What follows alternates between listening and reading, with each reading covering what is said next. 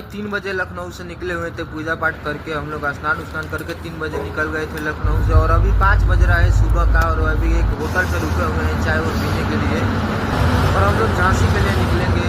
झांसी कितने बजे पहुंचते हैं आप लोग वहाँ पे वीडियो में देखेंगे, आप लोग वीडियो को एंजॉय। चाय वो पीने के बाद हम लोग एक आश्रम पे रुके हुए थे, वहाँ पे हम लोग खाना पीना बनाए, प्रसाद बनाए, और इसके बाद दर्शन किए।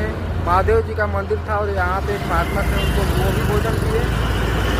उसके बाद हम लोग प्रसाद खाया, प्रसाद खाने के बाद हम लोग निकल गए पूना के लिए।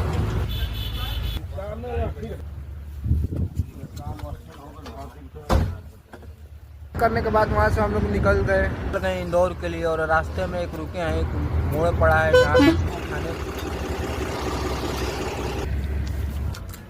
तो भाई आज की रात्रि इंदौर में विश्राम हो रहा है।